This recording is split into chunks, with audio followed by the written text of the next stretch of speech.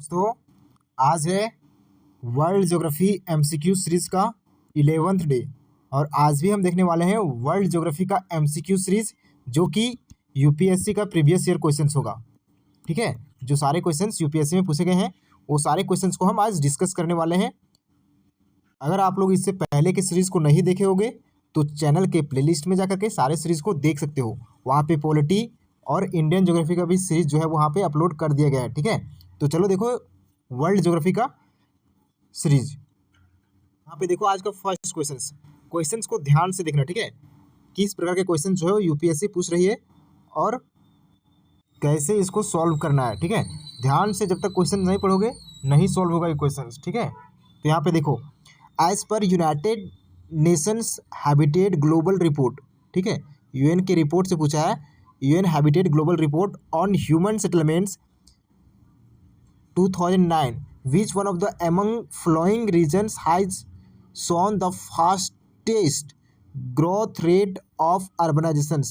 बोल रहे कि अर्बनाइजेशंस का ग्रोथ रेट फास्टेस्ट जो है ना वो किस में देखा गया था लास्ट 3 डिकेड्स में। यानी लास्ट 3 डिकेड्स में जो है वो ग्रोथ रेट अर्बनाइजेशन का जो हुआ था वो किस में देखा गया था लास्ट 3 डिकेड्स में हाईएस्ट ग्रोथ रेट। ठीक है, तो ये क्वेश्चन जो है वो यूपीएससी में 2010 में पूछ लिया गया था। ठीक है, तो ये यूएन हैबिटेट ग्लोबल रिपोर्ट 2009 के अनुसार ये पूछा है। ठीक है, तो उसमें से बताना है कि किसमें हाईएस्ट फास्टेस्ट है ना ग्रोथ रेट अर्बनाइजेशन का देखा गया था।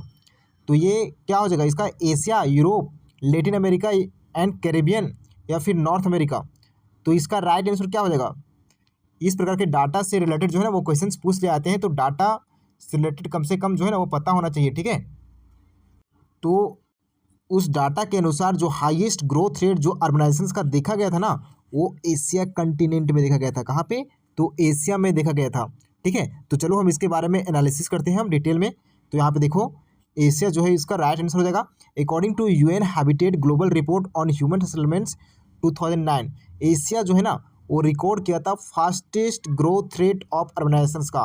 वहाँ पे शहरीकरण का जो है ना वो फास्टेस्ट ग्रोथ रेट देखा गया था एशिया में 2009 के अनुसार, यूएन हैबिटेट ग्लोबल रिपोर्ट के अनुसार। ठीक है, तो ओवर द प्रीसीडिंग 3 डिकेड्स। ठीक है, डिकेड्स मतलब 10 साल को जो है ना वो एक डिकेड्स कहा जाता है। 10 साल को एक डिकेड्स कहा जाता है, यानी 30 साल को 3 डिकेड्स कहा जा रहा है। ठीक है, तो यहाँ पे देखो एशिया में जो है वो 2009 के अनुसार जो है ना यूएन रिपोर्ट के अनुसार जो है वो हाईएस्ट ग्रोथ रेट देखा गया था अर्बनाइजेशंस का। ठीक है, जबकि यहाँ पे देखो एशिया में उस समय जो है वो इंक्रीज अर्बनाइजेशंस का जो है ना वो इंक्रीज किया था रैपिडली रूप से, है ना। हाईएस्ट ग्रोथ रेट देखा गया था, अर्बनाइजेशन काफ़ी तेज़ी से हो रहा था ये एशिया में। ठीक है, fastest growth rate of urban populations. ठीक है, उसी प्रकार से यहाँ पे लैटिन अमेरिका जो है वो उस समय क्या था, तो हाईली अर्बनाइज था। उसमें लैटिन अमेरिका जो है वो काफ़ी शहरीकरण वहाँ पे हो चुका था। ठीक है, तो already had a very high urbanise population, वहाँ पे हाई पॉपुलेशन जो है वो अर्बन एरिया में देखे जाते थे। ठीक है, लैटिन अमेरिका में उस समय।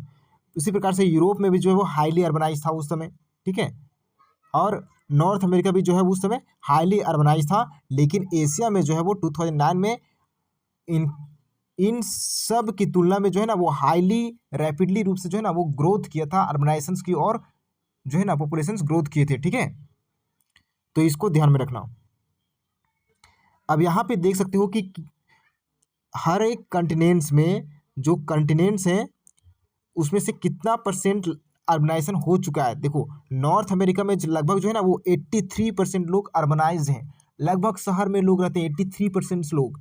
ठीक है, कितने परसेंट, 83% लोग। वहीं पे अगर हम यूरोप का देखें तो यूरोप में 75% लोग अर्बन एरिया में रहते हैं, शहर में रहते हैं। ठीक है, उसी प्रकार से एशिया में देखो, एशिया में अभी भी जो है ना वो 53% लोग रहते हैं। कितना, 53% लोग रहते हैं। ठीक है, उसी प्रकार से लैटिन अमेरिका का बात करें तो लैटिन अमेरिका में भी 81% लोग अर्बनाइज्ड हैं।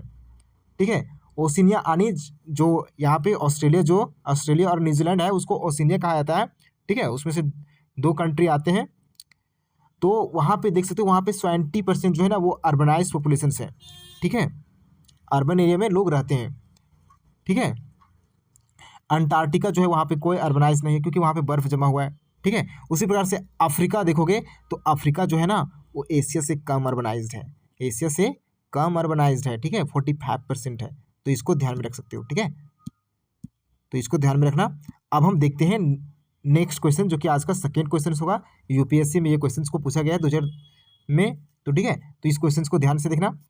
यहाँ पे देखो मैच लिस्ट 1 एंड लिस्ट 2 दिया है और बताना है select the correct answer using the codes given below list.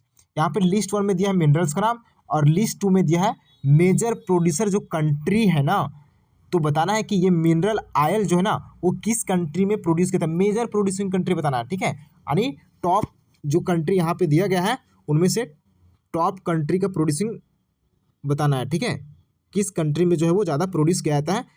जैसे मिनरल ऑयल हो गया, ठीक है, तो किस कंट्री में मिनरल ऑयल को ज़्यादा प्रोड्यूस किया जाता है इनमें से, ठीक है। कॉपर हो गया तो कॉपर के बारे में बताना है, मैंगनीज के बारे में बताना है, उसी प्रकार से बॉक्साइट के बारे में बताना है। तो बताओ इसका कोड्स क्या होगा, करेक्ट कोड जो है वो क्या होगा, ठीक है, बताओ इसका क्या होगा राइट आंसर।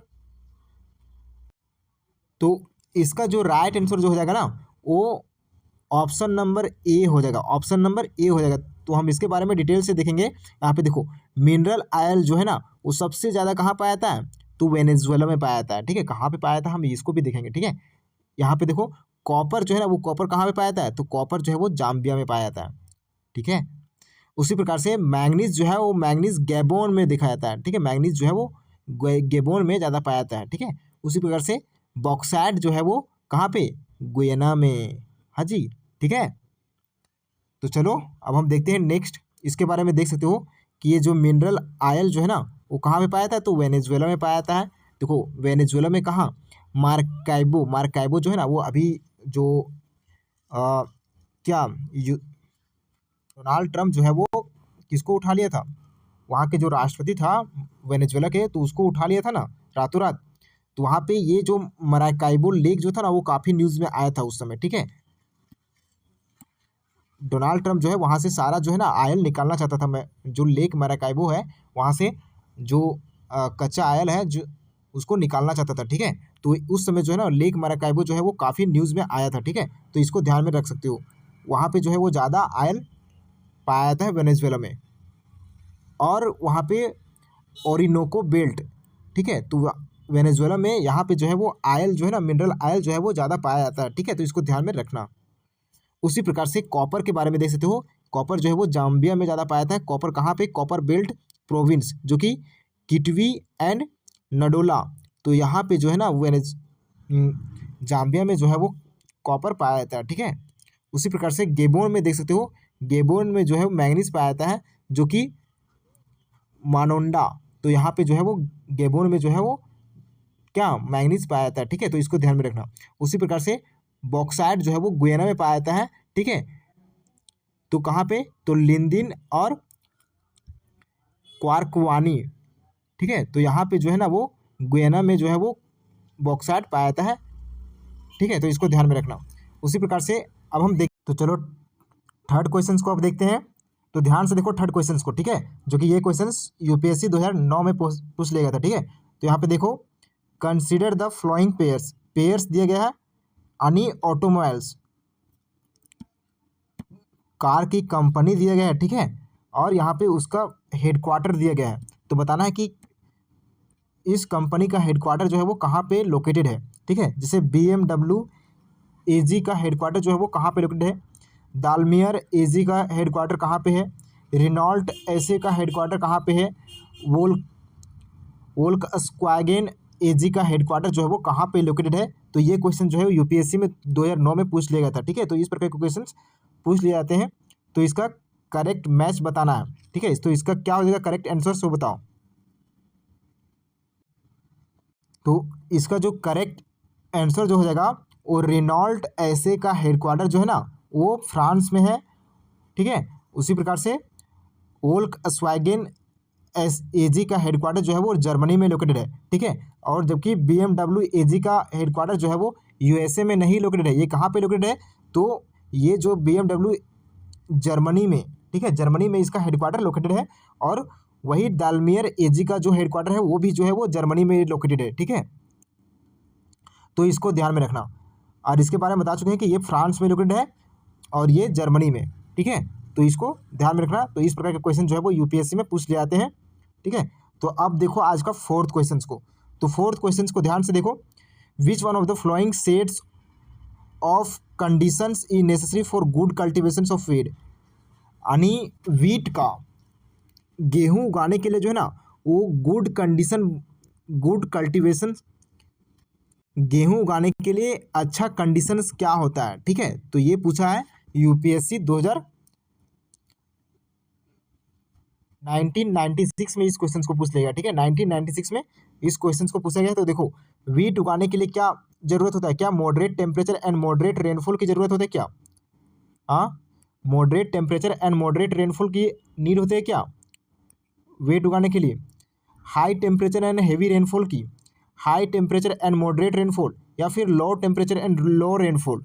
तो किस चीज़ की नेसेसरी होते हैं वीट उगाने के लिए? तो इसके लिए जो है ना वो ऑप्शन नंबर ए जो है वो राइट हो जाएगा, ठीक है। Moderate temperature and moderate rainfall की नीड होती है वीट को उगाने के लिए, ठीक है। तो इसको ध्यान में रखना। तो चलो देखते हैं हम इसके बारे में एनालिसिस करते हैं। तो ऑप्शन नंबर ए जो है इसका राइट आंसर हो जाएगा।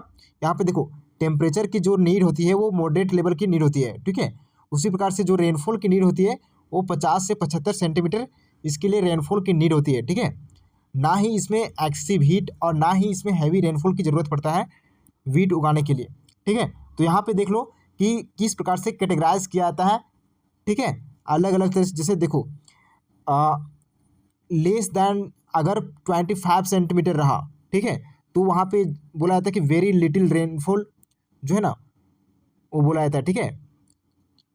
और लो कंडीशन में देखें, यानी कि लो कंडीशन में अगर बात करें तो 25 से 50 सेंटीमीटर अगर रेनफॉल हो रहा है, ठीक है, एनुअल रेनफॉल हो रहा है, तो उसको लो रेनफॉल के रूप में जाना जाता है। उसी प्रकार से मॉडरेट के रूप में जो जाना जाता है वो 50 से 100 सेंटीमीटर के रूप में मॉडरेट के रूप में जाना जाता है। और हाई के रूप में जो है वो 100 से 200 के रूप में जाना जाता है, 100 से 200 सेंटीमीटर के रूप में जाना जाता है, ठीक है। और वेरी हाई के रूप में ग्रेटर दैन, अगर 200 सेंटीमीटर से ज़्यादा रहा तो वहाँ पे हाई रेनफॉल के रूप में जाना जाता है, ठीक है, वेरी हाई रेनफॉल के रूप में। तो इसको ध्यान में रखना, ठीक है। अगर टेम्परेचर का बात करें तो लेस दैन अगर 10 डिग्री रहा तो उसको कहते हैं very cold, very low cold temperature कहा जाता है, ठीक है। उसी प्रकार से लो कूल कंडीशन जो कहा जाता है वो 10 से 20 डिग्री सेल्सियस को कूल कंडीशंस कहा जाता है, ठीक है। अगर मॉडरेट लेवल का बात करें तो 20 से 25 डिग्री मॉडरेट लेवल का होता है। उसी प्रकार से हाई वार्म का बात करें तो 25 से 30 डिग्री हाई वार्म के रूप में होता है। और वेरी हाई हॉट के रूप में अगर बात करें तो ग्रेटर देन अगर 30 डिग्री सेल्सियस से ज़्यादा रहा तो उसे वेरी हाई हॉट के रूप में जाना जाता है, ठीक है। तो चलो अब देखते हैं आज का नेक्स्ट क्वेश्चन जो कि आज का 5th क्वेश्चन होगा, ठीक है। तो ध्यान से देखो इस क्वेश्चन को। ये क्वेश्चन जो है यूपीएससी में 2007 में पूछा गया है, ठीक है। तो देखो इसको आसानी से जो है ना वो एनालाइज कर सकते हो, ठीक है। आसानी से इसको जो है एलिमिनेशन मेथड के अनुसार इसको एलिमिनेट कर सकते हो। देखो यहाँ पे बोल रहा है क्या, एसर्शंस 1 में देखो कि there is no tea plantation in any African country. क्या बोल रहा है यहाँ पे, देखो कितना कितना भयानक टर्म यूज़ किया है, मतलब एनी रहा, ओनली रहा ना, तो ऐसे टर्म जो है ना वो मैक्सिमम जो है ना गलत दिए जाते हैं यूपीएससी के द्वारा, ठीक है। तो ये नहीं पूछा है, मतलब एनी कोई भी अफ्रीकन कंट्री में कहीं भी टी प्लांटेशन नहीं होता है क्या? ये पॉसिबल है क्या? कहीं तो होता होगा। तो ये सीधा क्या हो जाएगा, ये गलत हो जाएगा, सीधा गलत कर दो इसको। रीजन 2 में देखो, tea plantation need fertile soil with high humus codes. तो हाँ, टी प्लांट्स के लिए जो है ना वो फर्टाइल सॉइल की नीड होती है, ठीक है, हाई ह्यूमस कोड्स की, ठीक है। तो इसका जो राइट आंसर क्या हो जाएगा, यहाँ पे कोड्स दिया गया है, तो इसका क्या हो जाएगा राइट आंसर? इसका जो राइट आंसर जो हो जाएगा वो ऑप्शन नंबर सी हो जाएगा। ये is true but R is false, ठीक है, ये is true but R is false जो है वो इसका राइट आंसर हो जाएगा, यानी option number sorry A is false. क्या बोले हम कि ए जो है ना वो फॉल्स है, ये गलत हो जाएगा, तो ऑप्शन नंबर डी ने हो जाएगा, ठीक है। ऑप्शन नंबर डी जो है इसका राइट आंसर हो जाएगा, यानी A is false but R is true, ठीक है। यानी ये तो गलत था ना और ये जो है वो सही था, ठीक है। तो ये is false but R is true जो है वो इसका राइट आंसर हो जाएगा, ऑप्शन नंबर डी, ठीक है। तो इसको ध्यान में रखना। तो यहाँ पे देख सकते हो ऑप्शन नंबर ए जो है वो गलत हो जाएगा, क्योंकि यहाँ पे देखो अफ्रीकन कंट्री में केन्या हो गया, युगांडा हो गया, मलावी हो गया, तांजानिया होगा और रवांडा। तो यहाँ पे जो है ना वो टी प्रोड्यूस किया जाता है। तो ऐसा नहीं है कि अफ्रीका में कहीं भी नहीं किया जाता, ठीक है। और ऑप्शन नंबर 2 जो है वो ये सही हो जाएगा, option number B. Tea generally prefers fertile well drained acidic rich in organic matters humus along with the suitable rainfall and temperature, ठीक है। तो इसको ध्यान में रखना।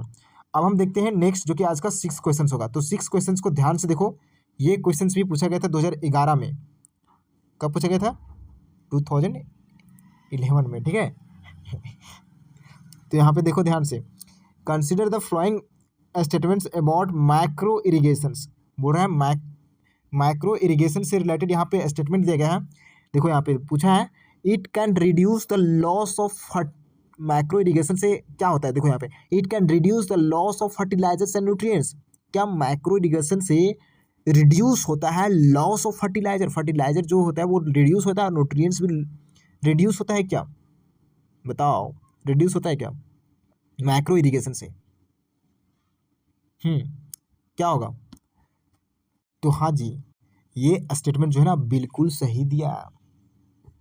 तो इससे जो है ना वो रिड्यूस होता है माइक्रो इरीगेशन से फर्टिलाइजर और न्यूट्रिएंट्स। और यहाँ पे देखो सेकेंड स्टेटमेंट जो है, हमने अभी बताया कि अगर कहीं पे ओनली दिया गया है तो उसको सीधे ख़त्म कर दो। मतलब यूपीएससी मैक्सिमम टाइम जो है ना वो इस स्टेटमेंट को गलत ही करेगी। तो बिना सोचे समझे इसको गलत कर दो। It is the only method of irrigation use dry land farming. Only method, केवल यही मेथड है क्या इरीगेशन का? केवल ड्राई लैंड फार्मिंग मेथड ही होता है क्या? नहीं, और भी मेथड होते हैं, ठीक है। और भी मेथड होते हैं तो हम आगे बताएंगे, ठीक है। तो ये जो है वो खड़ी गलत हो जाएगा। अब देखो यहाँ पे थर्ड क्वेश्चन जो है, थर्ड स्टेटमेंट जो है, देखो in some areas it can help stop the ground water level from falling. हाँ, तो कुछ एरियाज में जो है ना it can stop the ground water level from falling. तो माइक्रो इरीगेशन जो है ना वो कुछ एरियाज में, माइक्रो इरीगेशन के कारण कुछ एरियाज में जो है ग्राउंड वाटर लेवल फॉलिंग होने से क्या होता है? बचाता है, ठीक है। तो क्या हो जाएगा भाई इसका राइट आंसर? ए और 3, यानी कि ऑप्शन नंबर सी जो है वो सीधा सीधा सही हो जाएगा। देखो यूपीएससी में जो है ना वो इस प्रकार का क्वेश्चन पूछा था, ठीक है। लेकिन थोड़ा सा हम इस स्टेटमेंट को इजी वर्ड्स में करके हम इसको इस तरह से डिनोट किए। अगर इसको पढ़ना चाहते हो तो पढ़ लेना, पीपीटी हम भेज देंगे, पीडीएफ जो है वो भेज देंगे टेलीग्राम में। अगर आप लोग ज्वाइन करना चाहते हो तो ज्वाइन कर लो जा करके, ठीक है। डिस्क्रिप्शन में लिंक होगा, वहाँ से ज्वाइन कर लो, ठीक है। तो इसका जो है वो ऑप्शन नंबर सी राइट हो जाएगा। तो यहाँ पे देखो fertiliser nutrient loss can reduce. हाँ, micro irrigation gives water directly near plants roots. क्या करता है? तो प्लांट रूट्स में जो है ना वो डायरेक्टली पानी जो है वो प्रोवाइड करता है। So less water is wasted. इसके कारण जो है वो वाटर जो है ना वो कम वेस्ट होता है। And fertiliser nutrients are less likely to be waste away, ठीक है। उसी प्रकार से देख सकते हो, it is only method of irrigation in dry land farming. नहीं भाई, ये ओनली मेथड नहीं है, इसमें और भी मेथड्स होते हैं। देखो यहाँ पे माइक्रो इरीगेशन करने का ड्रीप इरीगेशन हो गया, स्प्रिंकलर इरीगेशन मेथड हो गया, सरफेस इरीगेशन हो गया, केनाल इरीगेशन हो गया, टैंक इरीगेशन हो गया, ट्यूबवेल इरीगेशन। तो इतने सारे मेथड्स हैं, ओनली इरीगेशन मेथड कैसे होगा, ठीक है। तो इसको ध्यान में रखना। अब यहाँ पे देखो ground level can be protected. हाँ, तो micro irrigation uses less water, ठीक है, and reduces unnecessary ground water extractions. Therefore some areas it can help slow down falling ground water level, ठीक है जी। तो ये स्टेटमेंट जो है वो सही हो जाएगा, तो इसको ध्यान में रखना। अब हम देखते हैं आज का 7th क्वेश्चन को। 7th क्वेश्चन को ध्यान से देखो। ये 7th क्वेश्चन पूछा है सिस्टम ऑफ राइस इंटेंसिफिकेशंस, ठीक है, of cultivations in which alternate wetting and drying of rice fields is practice results in, ठीक है। बोला कि system of rice intensification of cultivation में in which of the alternate wetting and drying of rice fields is practice results in. अब ये क्या होता है? देखो यहाँ पे सबसे पहले यहाँ जानना होगा ना कि system of rice intensification, system of rice intensification का मतलब क्या होता है। तो ये एक प्रकार का मेथड होता है जो कि ग्रो करता है राइस को, in which farmers try to produce good yields. जो कि फार्मर्स जो है ना वो क्या करते हैं, अच्छे पैदावार के लिए, यानी फार्मर जो है वो अच्छे पैदावार के लिए जो है ना वो fewer seeds and less water, ठीक है, while giving rice better space conditions to grow. यानी अच्छे पैदावार के लिए जो है ना वो फार्मर्स जो है वो कुछ सीड और कम पानी देते हैं ताकि पौधा जो है ना वो अच्छी तरह से ग्रो करे, ठीक है। कम पानी मतलब जितना उसकी ज़रूरत पड़ता है ना उतना पानी देते हैं, ना कि उसको फ्लड के रूप में बहा देते हैं, ऐसा नहीं करते, ठीक है।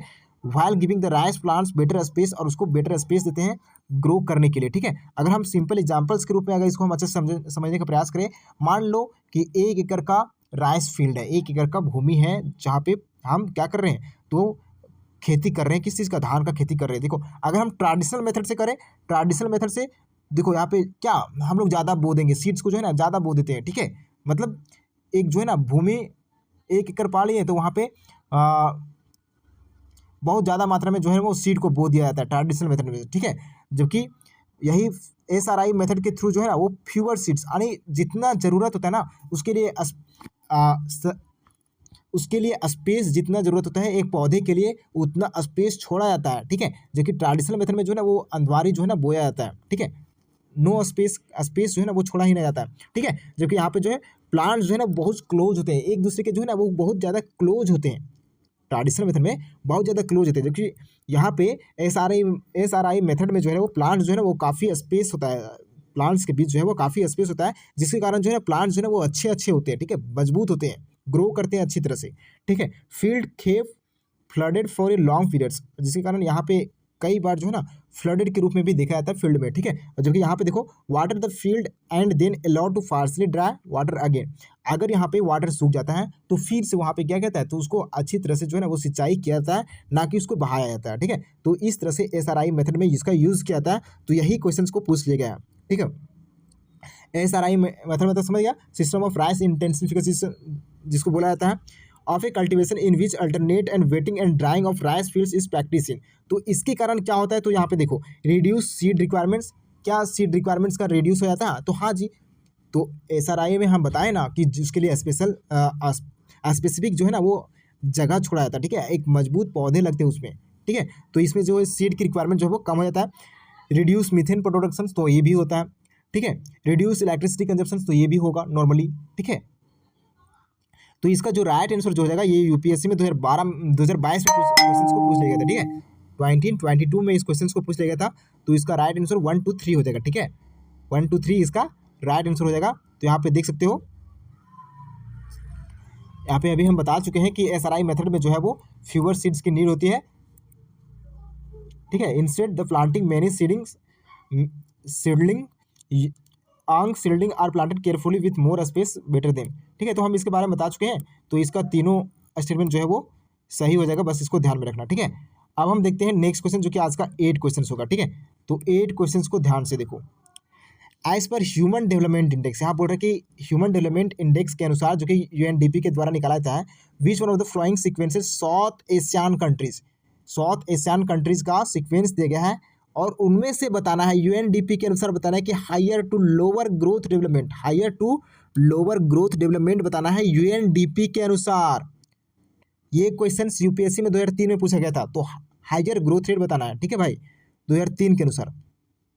अब ये इसका एक बेसिस होता है, UNDP जो किस बेसिस पे ह्यूमन डेवलपमेंट इंडेक्स को निकालता है, तो इसका एक बेसिस होता है, ठीक है। तो हम आगे बताएंगे, ठीक है। तो इसमें से बताना है कि हायर टू लोअर डेवलपमेंट जो इसके अनुसार जो है वो कौन सा कंट्री जो है ना साउथ एशियन कंट्रीज में टॉप में है, ठीक है, हायर टू लोअर डेवलपमेंट के रूप में जाना जाता है। India, Sri Lanka, Pakistan, Maldives, Sri Lanka, India, Pakistan, Sri Lanka, Maldives, India, Pakistan, Maldives, India, Pakistan, Sri Lanka. तो इसका जो राइट आंसर जो हो जाएगा ना भाई, इसका राइट आंसर जो हो जाएगा ऑप्शन नंबर C हो जाएगा। इंडिया जो है वो 3rd नंबर पे होगा, यहाँ पे देख ले भाई, इंडिया जो है वो 3rd नंबर पे होगा UNDP के अनुसार, 2003 के अनुसार, श्रीलंका, मालदीव, इंडिया एंड पाकिस्तान। तो यहाँ पे देखो करेक्ट आंसर जो हो जाएगा मालदीव, श्रीलंका, इंडिया एंड पाकिस्तान, ठीक है। Maldives, Sri Lanka, option number C जो है ना इसका राइट आंसर होगा, ठीक है। तो यहाँ पे थोड़ा गलत दिया गया है, ठीक है। तो यहाँ पे क्या हो जाएगा, इसका right answer Sri Lanka, Maldives, India and Pakistan, ठीक है। तो इसको ध्यान में रखना। और जो इसको निकाला जाता है वो ह्यूमन डेवलपमेंट इंडेक्स जो निकाला जाता है वो 3 बेसिस पे, ठीक है। हेल्थ दिखाया जाता है, एजुकेशन दिखाया जाता है और इनकम दिखाता है। तो इसके अनुसार जो है वो ह्यूमन डेवलपमेंट इंडेक्स जो है वो निकाला जाता है, ठीक है भाई। तो इसको ध्यान में रखना। अब हम देखते हैं 9th क्वेश्चन को। तो 9 क्वेश्चन को यहाँ पे ध्यान से देखो, ये क्वेश्चन 2005 में पूछा गया था। तो in which one of the following countries did hundreds of people die in a year 2004। बोल रहे कि किस कंट्री में जो है ना 2004 में हंड्रेड्स ऑफ पीपल जो है ना वो मर गए थे as a result of flooding and mud slides. Flooding और मड स्लाइड्स के कारण जो है ना वो ट्रॉपिकल स्टॉर्म जो आया था, ट्रॉपिकल स्टॉर्म जेनी, जिसके कारण जो है वो किस कंट्री में 2004 में जो है वो काफ़ी लोग जो है ना वो डेथ हो गया था। तो किस कंट्री में हुआ था? तो इसका जो राइट आंसर जो होगा ना, कोलंबिया, हेती, सूडान, घाना, क्या होगा? इसका जो राइट आंसर जो हो जाएगा वो हेती हो जाएगा। क्या हो जाएगा? हेती, ठीक है। तो हेती इसका राइट आंसर हो जाएगा। यहाँ पे देख सकते हो, ये रहा हेती, ठीक है। इन 2004 ट्रॉपिकल स्टॉर्म जेनी कोज सेवरी, जेनी जो है ना वो नाम है, ठीक है, उस ट्रॉपिकल स्टॉर्म का नाम है। Flooding and mudslides in Haiti killing thousands of peoples, जो है वहाँ पे डेथ हो गया था, ठीक है। तो अब देखते हैं आज का लास्ट क्वेश्चंस को। तो लास्ट क्वेश्चंस को ध्यान से देखो। Consider the flowing specific stages of demographic transitions associated with economic developments. यानी सवाल में पूछ रहे हैं ना कि जैसे जैसे कोई देश आर्थिक रूप से विकसित होता है उसमें जन्म दर और मृत्यु दर में क्या बदलाव देखने को मिलता है। जैसे जैसे देश कोई आर्थिक रूप से मजबूत हो रहा है, ठीक है, तो उसमें क्या बदलाव देखने को मिलता है? लो बर्थ रेट या लो डेथ रेट देखने को मिलता है, ठीक है, या फिर high birth rate high death rate देखने को मिलता है, या फिर high birth rate with low death rate देखने को मिलता है। तो क्या देखने को मिलता है? जैसे जैसे कोई कंट्री आर्थिक रूप से मजबूत होता है वैसे वैसे। तो क्या हो जाएगा इसका राइट आंसर? तो इसका जो करेक्ट कोड जो हो जाएगा ना वो क्या हो जाएगा? 231। क्या हो जाएगा? ऑप्शन नंबर बी जो है ना इसका राइट आंसर हो जाएगा 231। यानी कि हाई बर्थ रेट और हाई डेथ रेट दिखाया जाता है, ठीक है। उसके बाद जो है वो लो बर्थ रेट और लो डेथ रेट दिखाया जाता है। उसके बाद high birth rate with low death rate दिखाया जाता है, ठीक है। तो इसको ध्यान में रखना। यहाँ पे देख सकते हो ये high birth rate high death rate, high birth rate low death rate और low birth rate low death rate दिखाया जाता है, ठीक है। तो थैंक यू, आज का लेक्चर इतना ही था। Take care, bye bye.